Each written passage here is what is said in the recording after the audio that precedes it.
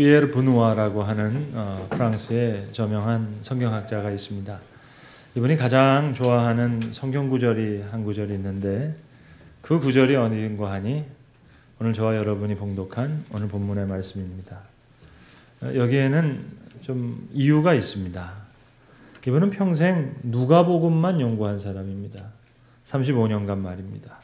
구약학자도 아니고 아가서 전문가도 아닙니다. 그런데 어떻게 오늘 본문을 가장 좋아하는 성경 구절로 삼았느냐 하는 겁니다.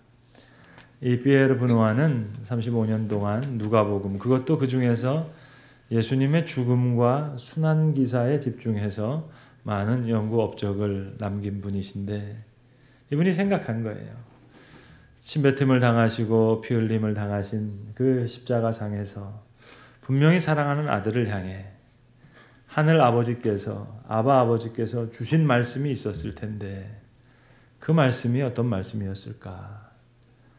그 아버지의 마음이 오늘 본문의 마음과 가장 같지 않았을까? 저는 그렇게 생각한 겁니다. 그게 피에르 부누아의 믿는 바였습니다. 내 사랑하는 자야 어여쁜 자야 일어나 나랑 함께 가자. 겨울은 지났고 비는 그쳤고 이제 밭에는 풀이 익었고 사랑하는 비둘기의 음성이 들린다고. 이것을 하늘아버지의 음성으로 그는 생각한 겁니다. 오늘 본문을 또 사랑하는 다른 한 분의 목회자를 제가 알고 있습니다. 브래넌 매닝이라고 하는 저명한 저술가요, 강연가인데 이분이 재작년에 세상을 떠나셨습니다. 이분도 오늘 이 본문 구절, 특별히 10절부터 14절까지의 말씀을 아주 좋아합니다. 그래서 이 본문을 가지고 설교도 많이 하시고 책을 많이 쓰셨던 그런 분이신데 그분에게도 이 구절을 좋아하는 비밀한 간증이 있습니다. 이분이 여러 미국의 도시에서 살다가 특별히 이제 루이지애나 뉴올리언스에 사신 적이 있었는데 그 루이지애나 주에 미국에서 유일한 나환자 요양소가 있다는 겁니다. 우리로 따지면 소록도 같은 데죠. 그것이 루이지애나주 바톤 루지에 한 30km 떨어져 있는 카빌이라고 하는 곳에 있는데, 그러니까 이분이 루이지애나 살 때 이곳에 가서 요양소에 계시는 환자들을 위해서 기도를 해주곤 했다는 겁니다. 한 번은 정문 계단을 올라가는데 갑자기 간호사가 급하게 자기를 찾는 겁니다. 브래넌 2층으로 올라와서 우리 요란다라고 하는 여인을 위해서 기도해 달라고. 그녀가 죽어가고 있다고. 올라가서 봤더니 요란다는 37세 되는 젊은 여인이었습니다. 5년 전에 한센병이 발병을 해서 이렇게 요양소에 있는데 가서 올라가서 침대 밑에 이제 마트에 무릎을 꿇고 기도하는데 그 옆에 사진이 있는데 병 나기 전에 사진이 있는데 너무 미모가 눈부신 겁니다. 그래서 사람들이 걸음을 멈추고 볼 만큼의 아주 귀한 미소를 가지고 있는데 그래서 이 요란다를 위해서 기도하기 시작합니다. 근데 분명히 병실에 들어오기 전에는 밖에서 비가 내렸는데 병실이 막 환해지는 걸 느끼면서 목사님이 위도 보지 않고 하나님 이 햇살을 인하여 감사합니다. 요란다에게 큰 도움이 될 겁니다. 하고 기도를 마치고 눈을 떠봤더니 이 요란다라는 여인의 얼굴에서 광채가 나는 거예요. 수천 갈래의 광선이 비춰 같은 그런 느낌을 받았다는 겁니다. 그래서 당신 참 행복해 보인다고. 정말 행복하다고. 왜 행복하냐고. 지금 내 귀에 음성이 들렸다고. 사랑하는 딸아 내가 있는 곳으로 이제 오라고. 정확히 뭐라고 아바 아버지께서 얘기하더냐 얘기를 했더니 오늘 본문의 말씀을 이 요란다라고 하는 여성이 멕시코 억양을 가지고 이야기하더라는 겁니다. 나의 사랑 내 어여쁜 자여 일어나 함께 가자. 겨울도 지나고 비도 그쳤고 지면에 꽃이 피고 새가 노래할 때가 이르렀으니 비둘기의 소리가 우리 땅에 들리는구나. 그리고 6시간 지나고 세상을 떠났는데 또 놀라운 사실은 이제 그 요양소 직원한테 나중에 들은 겁니다. 이 요란다라는 여성이 문맹이었다는 거예요. 그리고 성경은커녕 어떤 책도 읽어본 적이 없고 또 이 목사님도 그곳을 방문할 때 이 본문의 말씀을 그녀에게 들려본 적이 없는데 아주 또박하게 또박또박 멕시코 액센트를 가지고 나의 사랑 나의 어여쁜 자야 일어나 함께 가자. 내가 내 얼굴을 보게 하라. 나로 내 음성을 듣게 하라. 이 음성을 들었다는 겁니다. 그래서 브래던 매닝이 강연 때마다 또 설교 때마다 책을 쓰는 저수라는 책마다 이 간증을 쓰는 이야기를 제가 익히 보고 들어서 알고 있습니다. 솔로몬의 아가란 아름다운 노래라는 말입니다. 이 아가라는 말은 그대로 번역하면 노래들 중에 노래라는 거예요. 영어로 이야기하면 The Song of Songs가 됩니다. 아름다운 최고의 노래라는 거죠. 이제 우리가 가장 아름다운 노래를 보게 되겠는데 이것은 사랑의 시입니다. 한 사람이 한 사람을 향해서 부르는 시가 아니라 우리 한글 성경에는 잘 구분이 나와 있지 않지만 어떤 대목에서는 여성이, 어떤 대목에서는 남성이, 어떤 대목에서는 친구들이 이렇게 엇갈려서 사랑의 노래를 부르고 있습니다. 이 남녀 간의 사랑의 노래가 어떻게 성경으로 편집되었느냐, 그 복잡한 이야기는 이 시간 다 드릴 수가 없습니다. 다만 사랑이라고 하는 것이 우리에게 가장 중요한 것이라는 사실입니다. 여러분, 우리가 밥을 먹고 사는 것 같아도 사실은 그렇지 않습니다. 사랑을 먹고 삽니다. 어린아이들이 엄마의 젖을 먹고 사는 것 같아도 아니에요. 사랑을 먹고 삽니다. 엄마와 눈이 마주칠 때 거기서 행복의 만끽함을 느끼는 겁니다. 그러니까 우리는 이제 가장 먼저 언어를 배우기 전에도 사랑을 배우는 거예요. 사랑을 얻고 나서야 그 다음에 말도 배우고 생각도 있고 이제 자라나게 되는 겁니다. 가장 원초적인 것이 사랑이에요. 생명도 사랑을 얻고야 의미가 있습니다. 이제는 의학적인 상식이 됐습니다. 우리가 사랑하게 되면 엔돌핀이 난다는 거 아니겠어요? 몸도 건강해지고 사랑받지 못하면 아드레날린이라는 게 나와가지고 몸을 썩어버리게 한다는 거 아니겠습니까? 그러니까 몸도 마음도 고상한 창작력도 다 사랑에서부터 나오는 겁니다. 그러니까 사랑이 모든 생각과 언어 이전의 근본적인 문제입니다. 어찌 보면 생명보다 더 중요합니다. 사랑이 없으면 살아도 사는 게 아니니까요. 그래서 아가서는 복음입니다. 모든 것이 사랑이에요. 하나님과 우리의 관계도, 교회와 그리스도의 관계도, 세상의 창조도 사랑으로 시작된 것이고 세상의 종말도 사랑입니다. 그래서 요한계시록에 보시면 세상의 종말을 어떻게 설명하는 것 같니? 신부가 신랑을 위하여 아름답게 단장함과 같더라. 모든 게 사랑이에요.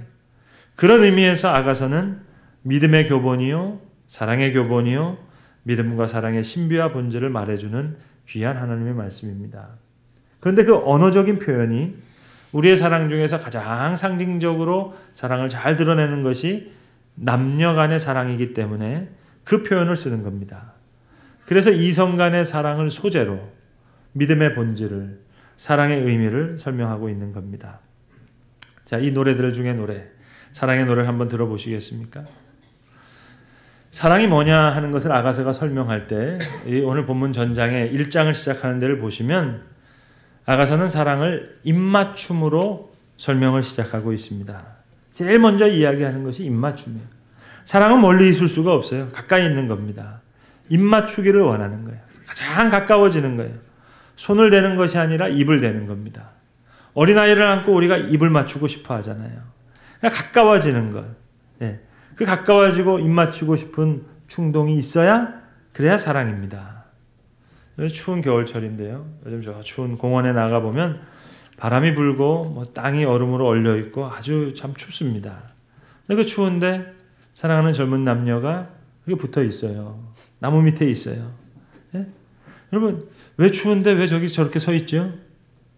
그들은 지금 사랑을 표현하는 거예요. 왜 거기 있는 줄 아세요? 뽀뽀하고 싶어서 그런 거예요. 입 맞추고 싶어서. 표현하는 사랑, 그게 좋은 거예요. 제가 결혼식 주례할 때 가끔 하는 얘기가 있습니다. 근데 대단히 수준 높은 얘기를 하는데 신랑 신부 끄떡끄떡 하는데 잘 못 알아듣는 것 같더라고요. 예뻐서 사랑하는 게 아니라 사랑해서 예뻐지는 거라고. 여러분 정말 그렇습니다. 예뻐서 사랑하는 게 아니에요. 사랑함으로 예뻐지는 겁니다. 어떤 소설에 그런 표현이 있더라고요. 사랑하는 사람과 이 전화 통화를 하는데 전화 수화기를 넘어서 상대방의 향기를 느낀다는 거예요. 여러분 그런 경험 있으세요? 없다면 불행한 겁니다. 이게 소설 표현이 아니라 사실이 그래요. 정말 전화를 받는 순간 사랑하는 사람의 향기가 내 코에 들어옵니다. 옛날 이야기인데요. 옛날 우리 할아버지 시대 때는 본 부인하고 작은 부인하고 같은 집에서 같이 살았답니다. 여러분 이게 무슨 말인지 아시겠어요? 작은 부인을 좀 설명드릴까요? 첩이라는 얘기예요. 첩. 첩과 본 부인이 같이 살았대요. 이게 불과 몇십 년 전의 일인데 우리 할아버지는 참 권세 있게 사셨던 것 같아요. 우리가 국제시장에 보면 덕수, 우리네 아버지는 그러잖아요. 아버지 우리 참 살기 힘들었거든요. 그러는데 할아버지들은 권세 있게 살았던 것 같아요. 아무튼 본 부인과 작은 부인이 같은 집에서 사는데 그러면 이제 옛날에 빨래할 때면 버선 같은 거 말입니다. 이거 다 뜯어가지고 빨래하고 다시 꿰매야 되는데 이게 힘들잖아요. 냄새가 나잖아요. 그러면 본 부인은 그랬답니다. 아, 이놈의 영감탱이 왜 이렇게 냄새가 나냐고. 그런데 옆에 있는 작은 부인은요. 형님 냄새는 무슨 냄새예요. 향기롭구만 하고만. 그랬다는 거예요. 그러면서 정성스럽게 작은 부인은 손으로 이렇게 실밥을 뜯는데요. 이 본 부인은 이 영감탱이 그러면서 이빨로 뜯는데요. 여러분 어느 쪽이 진짜입니까? 참 어려운 얘기죠. 멀리 떨어져 있을 때는 사랑을 느껴요. 근데 보자마자 갑자기 가까워오면 왼수 이렇게 느껴집니다. 이것도 참 어려운 사랑이고요. 멀리 느껴져 있을 때는 아무 생각 없다가 가까워지면 반가워하는 사람이 있어요. 그건 기생이고요. 그러니까 양쪽 다 문제가 있는 거예요. 정말 사랑은 뭡니까? 사랑은 기쁨으로 이어지는 거예요. 멀리 있을 때는 그리우고 만나면 반갑고 그와 함께하는 것이 다 기쁨인 겁니다. 사랑은 기쁨으로 이어져야 돼요. 기쁨이 주고 오는 것이 그것이 사랑입니다. 그래서 오늘 성경에는 슬픈 노래가 단 하나가 없어요. 아가서가 말씀하는 사랑은 그야말로 기쁨이고 행복입니다. 사랑하면서 기쁘고요. 생각하면서 행복하고 함께하면서 즐겁고요. 만나면서 기쁩니다. 오직 기쁨만을 노래하고 있어요. 그리고 중요한 것은 이제 사랑에 느낄 때 나 자신도 사랑하게 되고 상대방도 사랑하게 되는 거예요. 그래서 아가서는 1장에 입맞춤으로 가까이 지내는 걸로 사랑을 설명한 다음에 2장 시작되는 부분에서 나는 샤론에 수선하여 골짜기에 있는 백합화로다. 내가 나를 볼 때 사랑스러워요. 그리고 상대방도 가시나무 속에 있는 백합화라고 얘기해요. 그러니까 모든 게 아름답게 보이는 겁니다. 여러분 이게 사랑입니다. 단점이 보이고 싫어지면은요 그건 사랑 아닙니다. 단점도 다 아름답게 보여주는 거예요. 작으면 작은 대로 아담해서 좋고요. 좀 뚱뚱하면 넉넉해서 좋고요. 마르면 날씬해서 좋은 거고 좀 나이가 들었으면 들은 대로 무게감이 있어서 좋고 품위가 있어서 좋고 젊으면 젊은 대로 발랄해서 좋고 여러분 우리의 시각 모든 게 다 아름답게 보이십니까? 네. 그러면 나는 그리스도의 사랑 안에 있는 거예요. 예수 잘 믿는 사람 다른 사람 아닙니다. 복음 안에서 행복한 증인이에요. 죄송하지만 여러분 강대상에서 여러분 이렇게 뵈면은요 다 보입니다. 안 보일 것 같죠? 다 보입니다. 눈이 이렇게 작아도 다 보입니다. 근데 보이는 건 이거예요. 아, 요 예쁜 분, 안 예쁜 분 그게 보이는 게 아니고요. 딱 한 가지가 보이는데요. 그게 뭔고 하니 밝은 얼굴, 어두운 얼굴. 네. 그거는 확실하게 보입니다. 사랑 안에 있는 사람 밝습니다. 자, 이제 오늘 본문에 넘어오면 이 사랑이 산을 통해서 들려오는 목소리로 표현하고 있습니다. 목소리가 산을 달렸고 이제 작은 산을 넘어와서 내 귀에 들려요. 이걸 사랑으로 표현하는 거예요. 요한복음 10장에 보시면 예수님께서 우리와 하나님의 관계를 양과 목자의 관계로 얘기하셨습니다. 양이 목자의 음성을 듣는다고요. 그리고 목자가 양의 모든 소리를 알고 있습니다. 그래서 지금 거기서 사랑을 느끼는 거예요. 여러분 사랑하는 사람은 자기를 소개할 필요가 없습니다. 전화해 대고 여보세요 한마디만 하면 목소리가 익숙해요. 그게 사랑입니다. 근데 한참 얘기하는데 가만히 있어보자 누구더라? 괴로운 거죠. 사실은 나무랄 수도 없어요. 내가 시원치 않아서 그래요. 내가 사랑을 베풀지 않았기 때문에 사랑받지 못하는 거예요. 그래서 지금 멀리서 오는 사랑하는 사람의 발소리를 들으면서 지금 알고 있어요. 그리고 본문에는 한 가지를 더 얘기합니다. 이제 그를 위하고 정성을 다하면서 그가 행복해하는 모습을 보면서 내가 행복한 겁니다. 어린아이들이 음식을 맛있게 먹을 때 음식을 준비한 엄마는 너무 행복한 거예요. 그러니까 내가 수고하고 그가 행복할 때 내가 행복한 거예요. 내가 선물을 줬어요. 선물 받은 사람이 선물 받고 기뻤어요. 그 기뻐하는 모습을 보면서 내가 기쁜 겁니다. 그래서 오늘 본문에서 사랑하는 사람 깨우지 말라는 거예요. 들사슴에게 노루에게까지 부탁합니다. 떠들지 마라. 사랑하는 사람들이 자고 있으니까 깨우지 말라는 겁니다. 그리고 이제 사랑의 본질에 대해서 이렇게 얘기합니다. 나의 사랑, 나의 어여쁜 자여 일어나라. 함께 가자. 언제나 함께 가고자 하는 마음이 사랑이에요. 바위 틈에 있는 은밀한 비둘기여 나로 내 얼굴을 보게 하라. 봤는데 또 보고 싶은 거예요. 들었는데 또 듣고 싶은 거예요. 방금 전에 봤어요. 또 보고 싶어요. 방금 전에 들었어요. 또 듣고 싶어요. 떠날 수가 없는 거예요. 예수님 나사로 집에 가셨을 때 마리아와 마르다가 있죠. 마르다는 열심히 음식을 준비하는데 마리아는 예수님 발 앞에 앉아서 말씀을 잘 듣고 있어요. 예수님 마리아가 좋으셨어요. 그래서 저가 더 좋은 것을 택하였으니 이 기쁨을 빼앗기지 아니하리라 말씀해 주셨습니다. 옆에서 말씀을 듣는 마리아가 좋았던 거예요. 그래서 오늘 사랑을 듣고 싶고 보고 싶은 것으로 표현하고 있습니다. 여러분, 우리 가정에서도 그렇죠. 음식을 대접하는데 뭐 대화가 부족한 것도 문제지만 듣는 자세가 좀 문제가 될 때가 있어요. 그래서 그럴 때는 사랑이 병듭니다. 가정에서 뭐 자녀와 부모님들이 대화할 때도 그렇습니다. 그 다음 이야기는 뭡니까? 또 들려주세요. 그 다음에 어떻게 되는 겁니까? 들을 때가 좋죠. 그런데 아빠 그만하세요. 2번 더 들으면 100번이에요. 그리고 말의 허리를 끊으려 하면 그건 더 이상 사랑하는 관계가 아니지요. 그러니까 보고 싶고 듣고 싶고 함께 하고 싶고 가까이 하고 싶고 그래서 내 소리를 나로 하여금 듣게 하라. 내 얼굴을 나로 하여금 보게 하라. 입 맞추고 싶고 가까워지고 싶은 겁니다. 자, 이런 사랑을 우리가 받은 거예요. 자, 이제 중요한 것은 그 사랑을 받은 다음에 사랑받은 사람이 변합니다.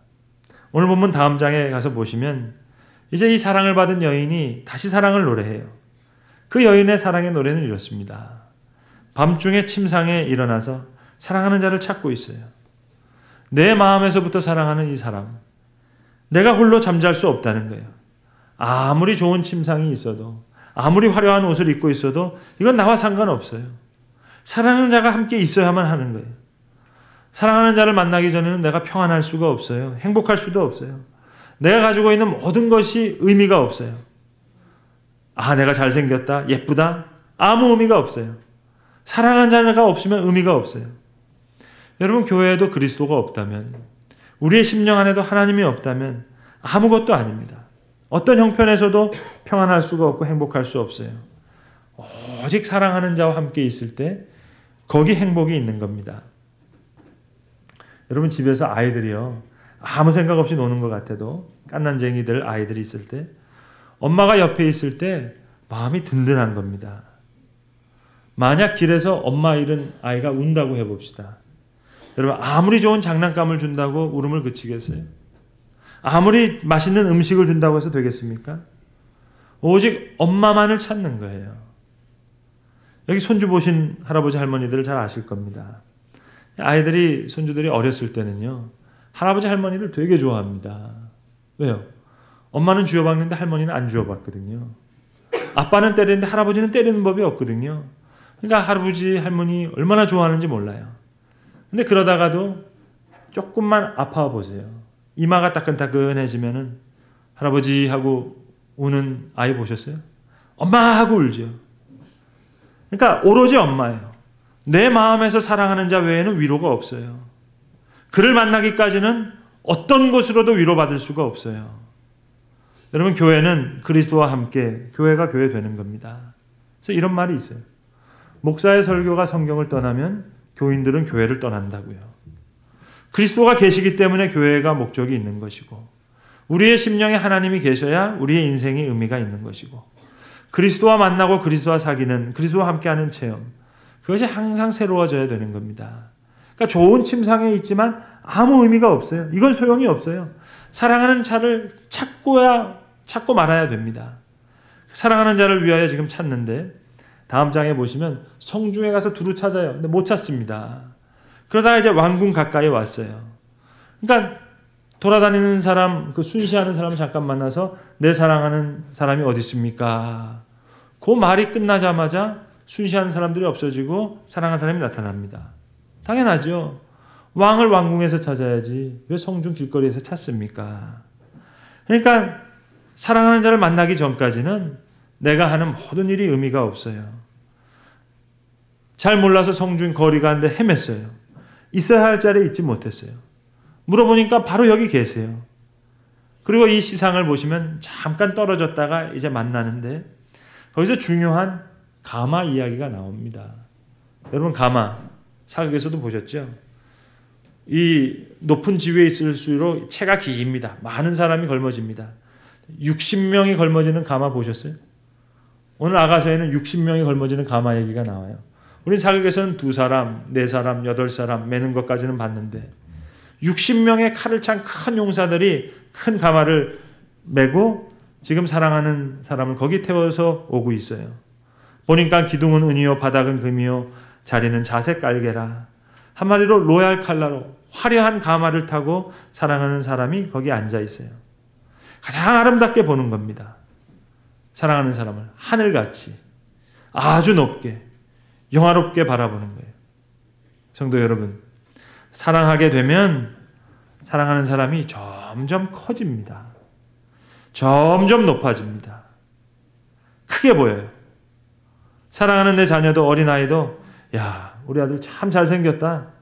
야, 우리 아들 참 잘 될 거다. 사랑하면 커 보이는 거예요. 웨슬레의 어머니가 그랬다는 거 아닙니까? 아이들을 키울 때 아이를 들었다 놨다 하는 게 아니라 나는 온 우주를 들었다 놨다 하는 심정으로 아이를 키웠다고요. 사랑하면 다 크게 보이는 거예요. 여러분, 한 해 한 해가 가면서 하나님이 점점 크게 보이세요? 그럼 여러분의 신앙이 성장하는 거예요. 교회가 점점 크게 느껴지세요? 내 신앙이 좋은 방향으로 가는 거예요. 근데 이상하게 시간이 지날수록 교회가 점점 작게 느껴져요. 하나님이 점점 작게 느껴져요. 신앙이 병든 겁니다. 목회자가 교인을 사랑하는 게 뭐겠습니까? 성도들이 귀하게 보이는 거죠. 목사님이 귀하게 보여요. 크게 보여요. 그게 사랑이죠. 자, 그리고 이렇게 크게 보이고 나서 사랑하는 자가 바뀝니다.